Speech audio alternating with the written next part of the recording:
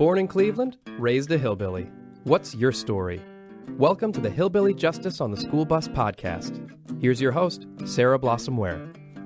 Welcome to the Hillbilly Justice on the School Bus podcast. I'm your host, Sarah Blossom Ware. Today I'll be reading a chapter called Hillbilly Justice on the School Bus. So this is the namesake of the book. As I already mentioned, we lived on top of a remote dirt road mountain. The roads were not maintained properly. Almost not at all. It is not clear if the poor roads kept it off the school bus route, or if the roads were poorly maintained because they were not on a school bus route. Regardless of the reasoning, my parents had to drive us about 15 minutes down the mountain and across the blacktop to the neighboring dirt road mountain to catch the bus. Most buses were based at the school, but my bus was based in Granny's driveway. Olin, Granny's son, drove my school bus. My parents dropped us off at Granny's house early in the morning, and we would get on the bus when Olin came down from his house to start it. Our bus route wound up Granny's dirt road mountain and around on top of it and back down it. The route was at least an hour long, one way. We were first on the bus in the mornings and last off the bus in the afternoons. I spent a lot of time on the bus. Olin was a cool bus driver. He once took up an offering from the kids and purchased an 8-track cassette player. He mounted the player above his head by the driver's seat and ran some wires and speakers to the back of the bus. It was glorious. Ours was the only bus with music, which was a big deal since this was before portable music from iPods and iPhones, and only a few wealthy kids had Walkmans and boomboxes.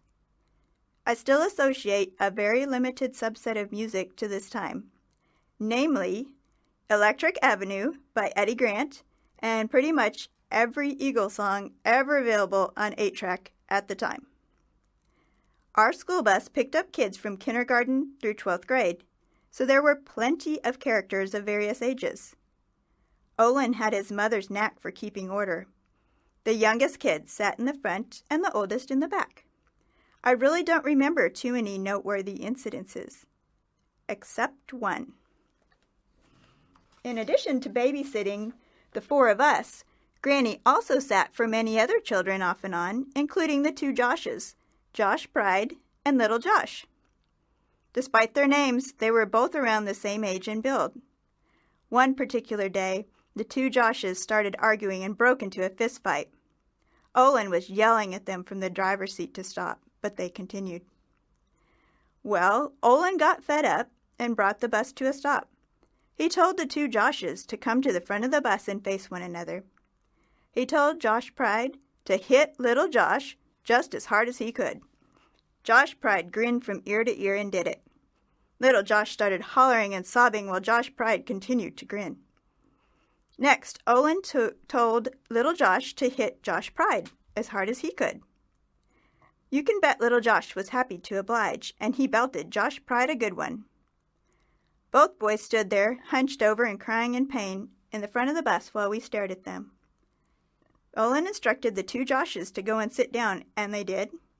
I'm still not completely sure what the lesson was, but I'm convinced that there was one. Olin and Granny and all of the Vickerys were very likable. Even so, some of them were a little prone to mischief, including Uncle Roo.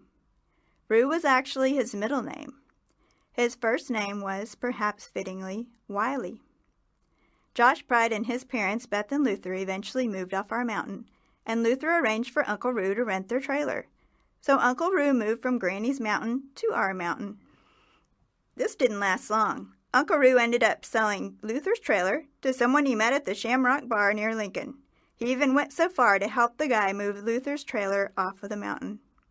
Uncle Roo took the money and fled to Texas for a brief time until things settled down, and then he moved back in with Granny.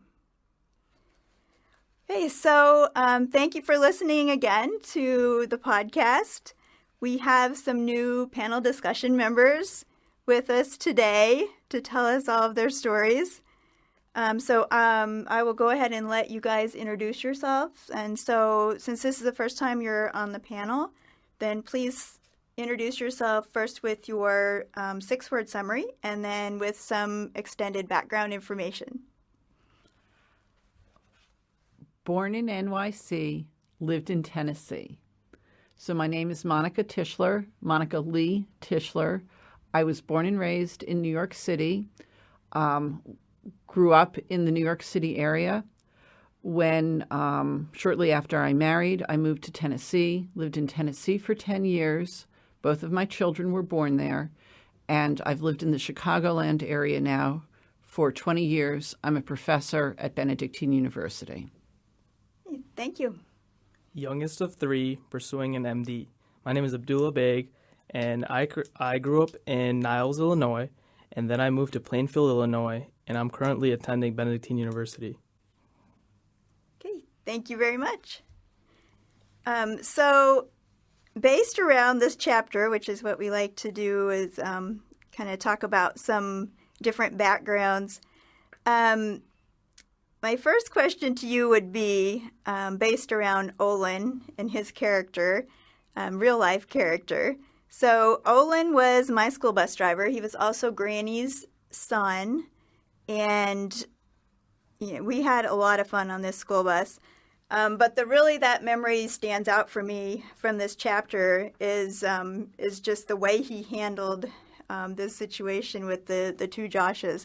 But I'm just wondering if you have some memories of either being on a school bus or maybe something to do with school from grade school that really stand out like that to you, that maybe you learned a lesson or just somehow other way it stands out. So let's hear what you got.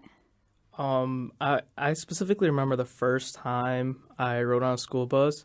So when I was in Niles, Illinois, that was when I went to grade school from kindergarten to 6th grade. And from 6th grade, halfway through 6th grade, after winter break, we actually moved to Plainfield. And that's where I started going to Indian Trail Middle School. And so in Niles, when I lived there, I didn't actually have a school bus. All my friends had school buses, so they went on a school bus. And so I would always envy them. I was like, I never got the opportunity to ride the school bus. So when I moved, the first day of school after winter break, I waited in line to get on the bus. And then I got on the bus, and I had no idea what to do. I didn't know where to sit. And I was looking at all these new faces that I've never seen in my life.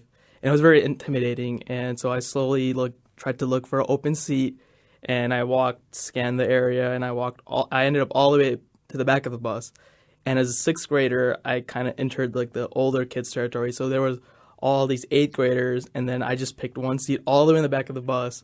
And I sat there, and I just felt so awkward, and I didn't know what to do. And I was just surrounded by these older kids that I've never seen. So I specifically always remember that when I see a bus or anything associated with big yellow buses. Okay, that's interesting. So the same feelings kind of come back. Yeah, and the worst was the ride home, because this was the first time coming home, and I didn't know I didn't know what stop to get off at.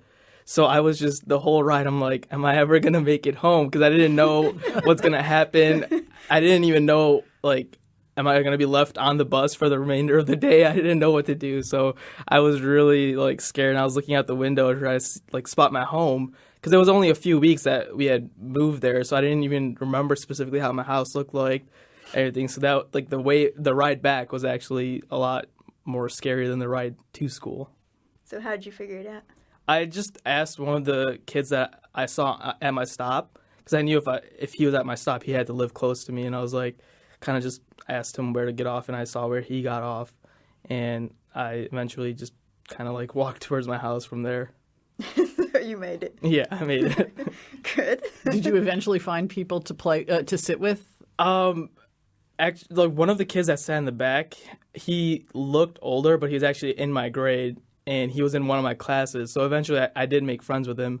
So for the remainder of the year, I actually ended up sitting in the back, even though usually a norm in school buses is where the older kids sit in the back and the younger kids sit in the front. So I ended up sitting in the back. And that was actually kind of how I made friends, where throughout when I lived in Plainfield, after I moved there, I always had older friends. And that was one of the reasons, because I sat in the back that first day. And so they became my friends, and not only in the school bus, but overall when we played sports and everything, they were my friends. So that kind of actually made me a lot of friends from there. The social situations on a bus are pretty interesting. Yeah. Some dynamics going on, and who's the cool kid on the bus is maybe not really the cool kid in school, but on the bus. Definitely. Kind of thing. Thanks. Hey, Monica? Well, I grew up in New York City, so we walked to school, and there was a hierarchy of walking to school. And even as a kindergartner, I can't even imagine now, but my mother let a 4-year-old me walk to kindergarten, and it wasn't quite so close. It was a good, 10 or 12 blocks. But I would walk down the street to someone who was also in kindergarten who had an older brother, and then we would walk.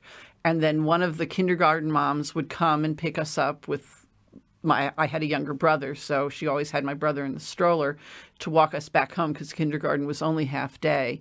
So we always walked to school, and there was, of course, a hierarchy because, of course, girls could only walk with girls and boys would only walk with boys. And certain groups weren't friends with each other because of who they were. And where they came from or where their grandparents came from. So there was always this very, very strict social hierarchy. But my actual very distinct memory is a kindergarten memory, because when I grew up and went to kindergarten, which was in the 1960s, the kindergarten classroom was very, I'm going to say, segregated.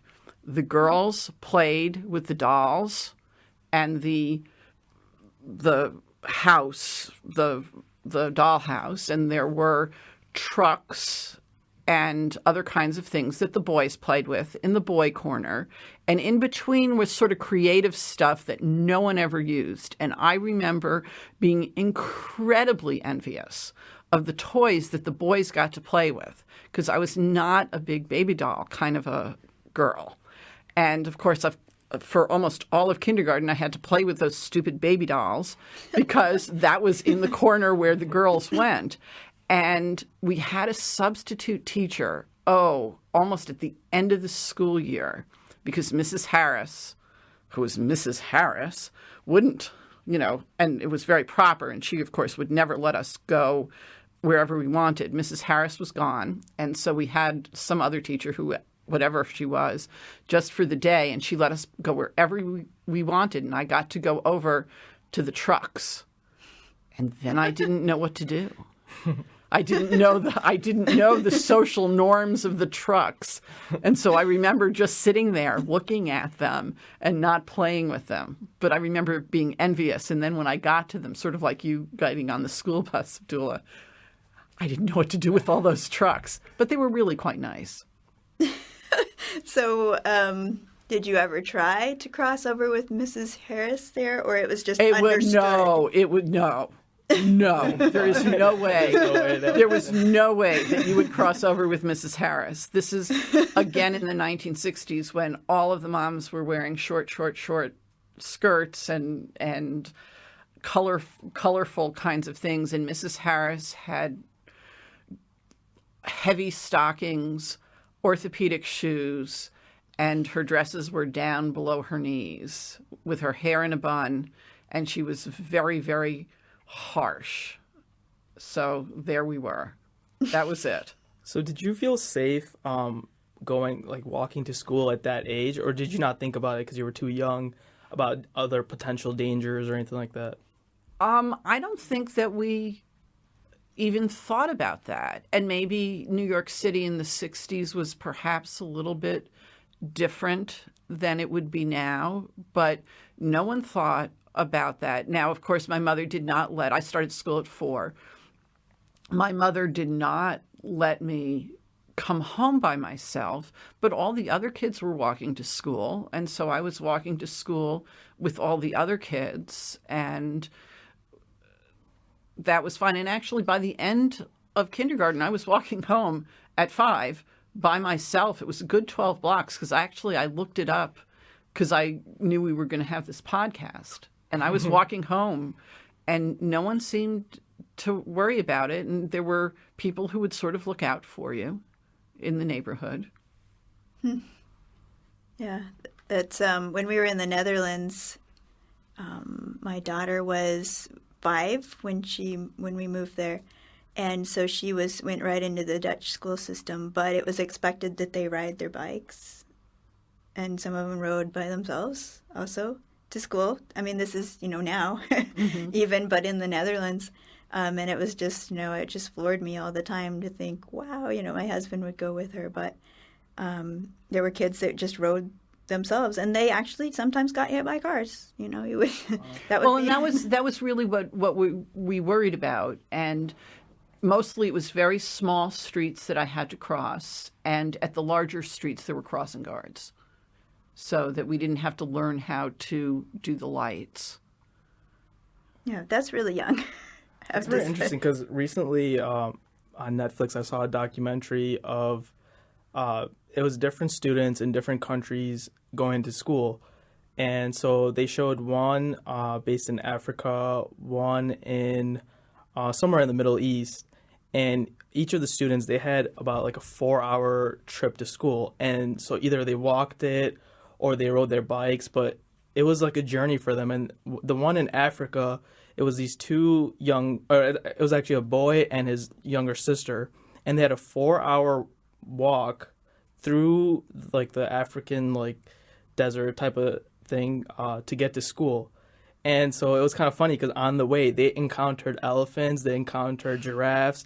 And so the older brother would be like, he would like plan out the trip, like, okay, we can't go through there because there's elephants there. If they see us, they're going to chase us down. And they actually woke up like early morning, 4 a.m. just to get to school by like 9 or 10.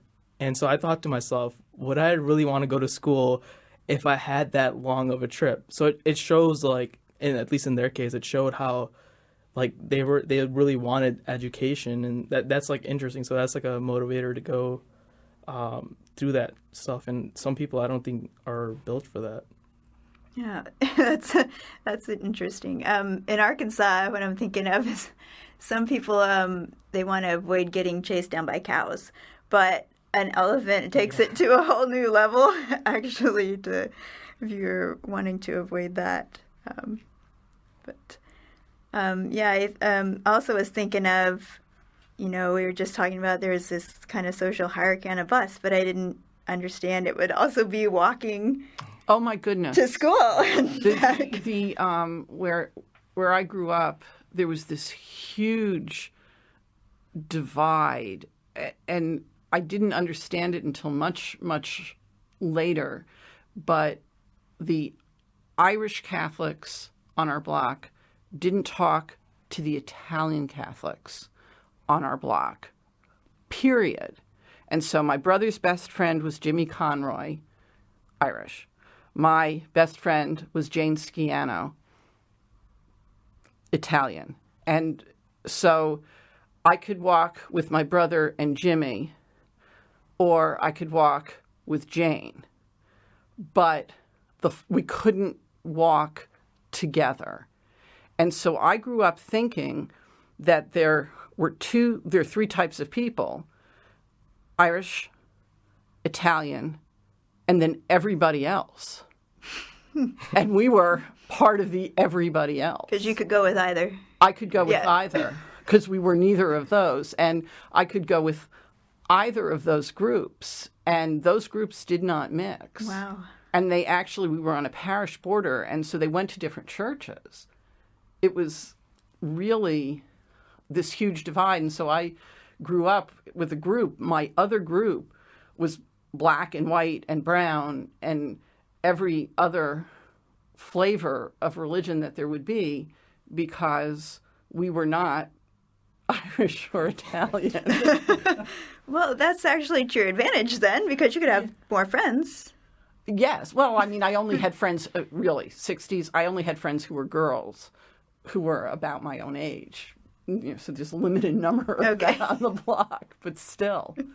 Yeah. I definitely felt that divide when I moved to Plainfield as well, because in Niles, I actually had a variety of friends, but the first time going to school in Plainfield, I was the only brown kid on the bus, and I was only like from being an Indian descent, I was the only one at my school at the time from my descent, and so that was very intimidating as well because it was a mixture, and then there was me. So a lot of people didn't know like how to kind of like behave around me. They didn't know, hey, he's Indian, you know, like this is his culture, and so I had to like it was a hard transition for me at the time. Explaining who I am and where I come from and stuff like that. What kind of questions would you get? Just they really didn't understand the difference between race and religion at the time. Growing up, so like they didn't know like Indian is different than like Muslim or Hindu or like, you know, different like religions. So they would just see me as Indian, and I guess they got their amount of knowledge on Indians from like The Simpsons, like Apu from the yeah, so like they'd be like does your dad have like a convenience store, like does he work at 7-Eleven, or does he drive a cab, like things like that. So like it was at the time like I would kind of get offended, but as I grew up that became like a joke, and I started to embrace that, you know, things like that would always make me laugh. And you know, they'd be like, are you going to become a doctor, or are your parents a doctor? Like just from general knowledge, I guess they had from TV and movies and stuff. So that was an interesting transition in my life, definitely. But you are going to become a doctor. Yeah. And have a I'm following I'm following a stereotype, right? Okay. Let's see what else. What other kind of? That was a great question, or your great answers. Actually, the question wasn't great. The question is simple. That's the beauty of it. The question is really simple, but the answers are the great things. So another question that I have to throw out is, so I have these specific songs that remind me of being on the school bus, basically, of being with Olin, and all the people on the bus, and good times, and you know, the Eagles were very, very prominently played on the 8-track. But every time I hear, you know, like Electric Avenue or, you know, Dirty Laundry or, you know, any Eagles songs from that time, then I'm just zapped right back to that school bus and the gummy bears sticking on the ceiling and, you know, all the memories. So wondering if you have any songs that kind of stick out and do that for you, or it doesn't even have to be a song, you know, just something you've read, or, you know, anything like that, a fairy tale or something that zaps you back. Particularly, I remember specific memories from high school. I played football and basketball in high school, and on the bus ride to the games, away games, we would, you know, the whole bus would be playing like rap songs and all these music like to get you pumped up and into, like, you know, getting ready for the game. And even when we got on the field, they would be playing, like, you know, Eminem and all these, like, you know, popular, like, rap songs and stuff to get you really, like, pumped up and get the adrenaline going. And then suddenly it would shift when the cheerleaders came out. And they would start playing, like, Peanut Butter, Jelly Time, and, like, songs like this and all these, like, cheerleader songs. Because they're doing their practice while we're doing our warm-ups, game warm-ups. And so you're getting pumped up listening to this, like, you know, like heavy like music, and then suddenly just there's this complete shift. And I specifically remember that every time. And not only the music, but around August when fall starts, just the weather just reminds me of like my whole like football, like when I played in high school, and the music and all that just comes back to me. And it's just crazy like how something like music makes you remember, like it invokes these feelings out of nowhere. So I always found that interesting about music. So what did it make you kind of lose your pregame feeling when the cheer music came on, or what? Yeah, basically, because you know you're trying to like hone in on your like skills, and you're just trying to like clear your head. And so like sometimes like this music really helps you know, because you're just thinking about it, and just some of the lyrics, you know, they're talking about like winning and things like that. All that is getting through your head while you're practicing, but then suddenly when you're listening to these like dance songs and stuff, it really throws off your focus. And I mean, we did kind of like complain at one point that just wait, because we would leave in 10 minutes to go back to the locker room to get ready for the game. So it was just, I really found it irritating. Maybe you were messing up their groove. Your music. that could be possible, yeah. Okay. Monica?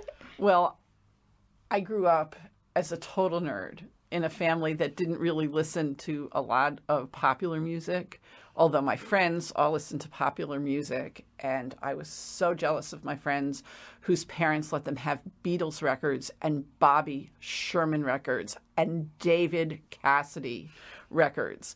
But my mother didn't let me do that because that's not what good girls did. But we would go and listen to those musics. But what I associate most strongly with my family are musicals. We had records from every single Broadway musical that there ever was.